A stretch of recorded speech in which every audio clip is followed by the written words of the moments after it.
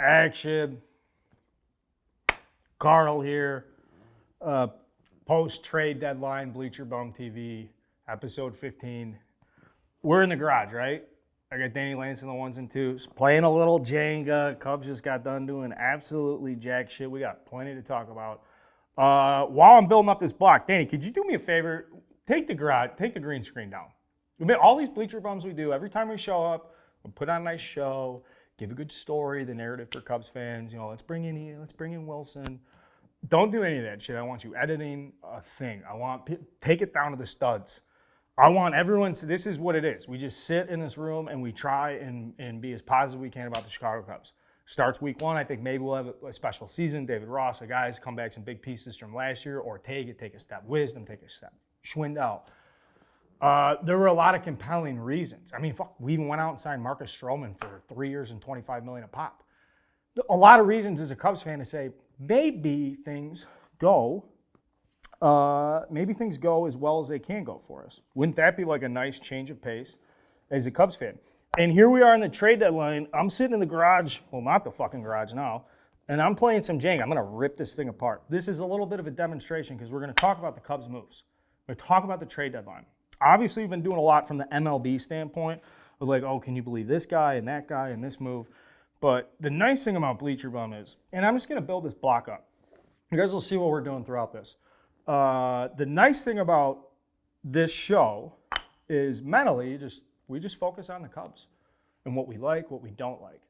And my chief goal, not just in the show, but really in being the Cubs guy at Barstool, is putting you, the fan, in a better position to understand what you see in front of you. Not just necessarily from a game or a player, but kind of a broader strategy. I don't work in the front office. I don't own the team. I'm not on the team. I'm not a bullpen catcher or anything, but I watch a lot of baseball. I write a lot about it. If you followed me for whatever, you know I'm not just sitting here spewing shit. I'm watching, I'm thinking, I'm applying my own personal experience, what I think is best practice. Am I perfect? Absolutely not. In fact, there's plenty of arguments you could say I'm a certified moron.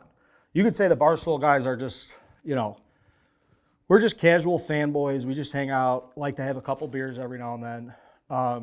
But when it comes to this Cubs stuff, I'll go to the grave with the takes I'm about to give you guys. I will sincerely go in front of St. Peter or whoever you believe in, and I will attest to my life that the takes I'm about to give you are 100% sincere and coming from a place where I want to see the Cubs be as good as they can. And they're shit right now. I'm just keep building because this is kind of like a little stress reliever. But the first thing is the easier thing, and that's Ian Happ. Cubs don't make any moves with Ian Happ and Willson Contreras. And I'm walking around for a year being like, can't wait to see what we do with these guys. And why? No disrespect to Willson Contreras and Ian Happ, but we already traded Chris Bryant and Anthony Rizzo and Javi Baez, and we let Kyle Schwarber walk for nothing. And we watched John Lester retire as a Cardinal, and Theo Epstein walked out on his contract a year later. And then Len Casper went and worked for the White Sox. And you just go down the list. And for years, the Cubs have just been slowly but surely falling apart. Now we get to this point. It's the last point before we can turn the page and start building something. And we still don't know what we're doing with Willson Contreras. We still don't know what we're doing with Ian Happ. We still don't know who's playing what and who our farm system is and who the prospects are and like what any type of direction is. And I thought the trade deadline, everybody thought the trade deadline, the 2022 trade deadline, everybody I'm looking at right now in this live studio audience was like, oh, well, we'll know at the end of what? We'll know at the end of this year. I'm butchering this Jenga block, but if you guys stay with me, I'm gonna get this analogy down pat. Why would you say you're trading Ian Happ if you're not gonna trade Ian Happ? Why are they hugging in the dugout? I came in today and I went into the season knowing that when the trade deadline's over, we'll be able to put we know when the rebuild should start and end. We'll be able to target free agency. Is it 2023? Is it 2024? Where is the big splash coming to build this thing back up? And now it's going to be August 3rd when this gets published, and we're not any closer to that. Now, you might be thinking, Carl, you're overreacting. If this doesn't scare the shit out of you as a Cubs fan, I don't know what will. The Brewers got better in the long run at the trade deadline while also competing for first place in our division. We're 20 games under 500. We're 15 games behind the Brewers. Not only did they add depth getting rid of Hader, who is obviously one of the best closers in baseball, but then adding all these pieces that are going to be around for years after. Like, they went out and improved. I don't know how any Cubs fan could be okay right now. I just don't get it, you know? The Cardinals are throwing their name around. They're getting better. They're improving. They're trading major league talent for major league talent to compete for a division championship. Meanwhile, the Cubs can't even negotiate with Willson fucking Contreras, who's worked for the Cubs for 15 years. This isn't just like some guy that came off the street or whatever. He's been in the organization for like half his life. And it's August 3rd. The Cubs are so bad and they just don't have a direction with Willson Contreras. And here's what we've been told. Oh, now they're just going to go out and extend him. Are they? You waited until he had a career year to pursue the extension. You waited until the trade deadline to go pursue 4 or 5 teams that need a catcher, and then you're going to extend him? Now you're telling me you understand the market a little bit better? I'm going to go all economics, and I know this is just like a one-shot, straight shot Bleacher Bum TV. I'm sorry, we're not doing any special effects on this bullshit. I just work with me for a second here, guys. I need this. I need you guys to stay with me on this. If Willson Contreras, in a captive market for teams that need a catcher to go win a World Series, if he can't get you the trade return, if he doesn't have the market value there where you can get the prospects back, what does that tell you about the market for Willson Contreras? So now Willson Contreras is walking around being like, well, I'm not going to get traded. I'm going to stay with the Cubs. I'm still going to go get my money. The Cubs are now walking around being like, maybe he's not worth $20 million because we couldn't go get any of those prospects. We went to go do a deal with him. Is this making sense to you?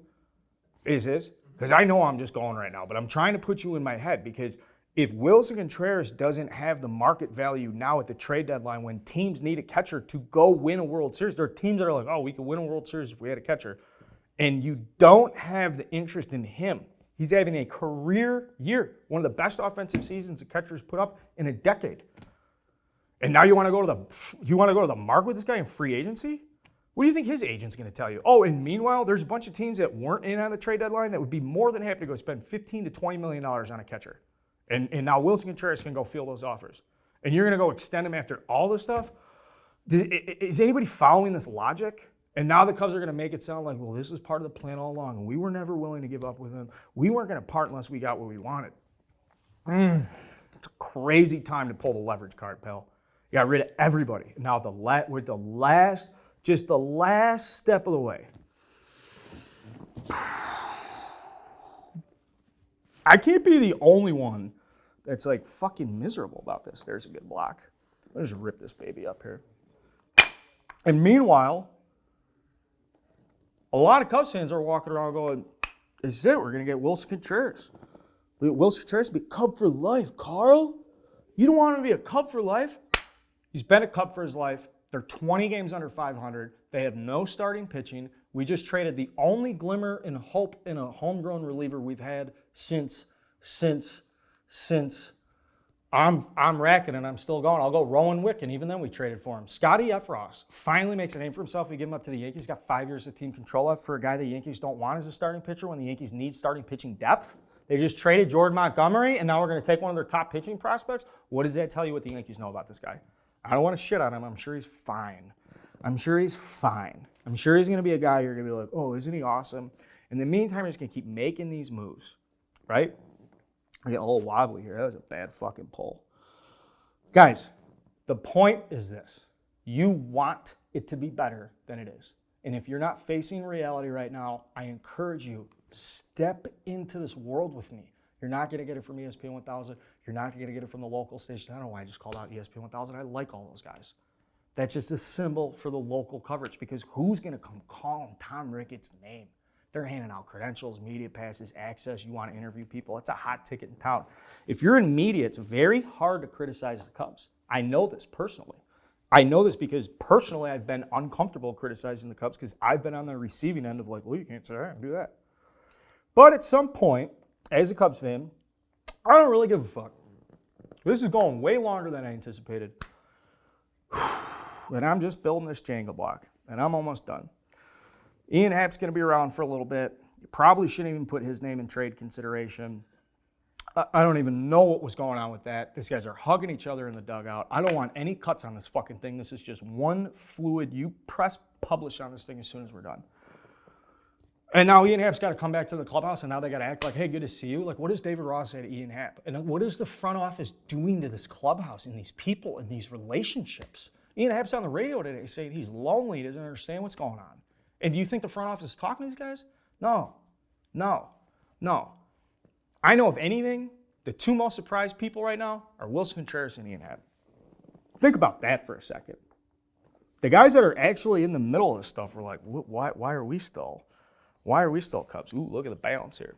Now, as you'll notice, I've been stacking these Jenga blocks, and I don't even know if this is like a good method or example at this point. I'm too deep in the bit to give it up, but you guys know this fucking game.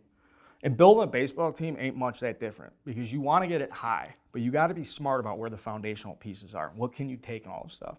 And the good teams like the Dodgers just keep stacking. And when they think it's ready to topple over, they come back down and they just stack that fucking thing back up. And they do it so quickly, you don't even realize that they restacked the tower. In the meantime, what the Cubs is they built the biggest fucking thing in the world, and they just thought, we'll just take one here. And nobody thought for 1 second about the structural integrity.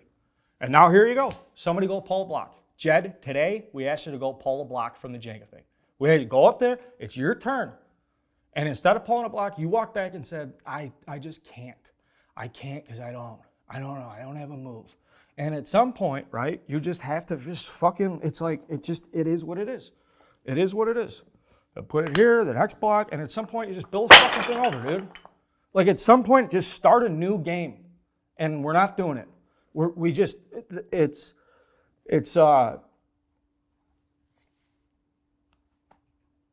as hopeless as I've ever been as a Cubs fan, which is like a dead serious thing, because we had everything that we thought we needed. We went down that path. The Cubs fans, fucking anybody who's a part of that lived through that revolution, and throughout it, you're like, those days are over.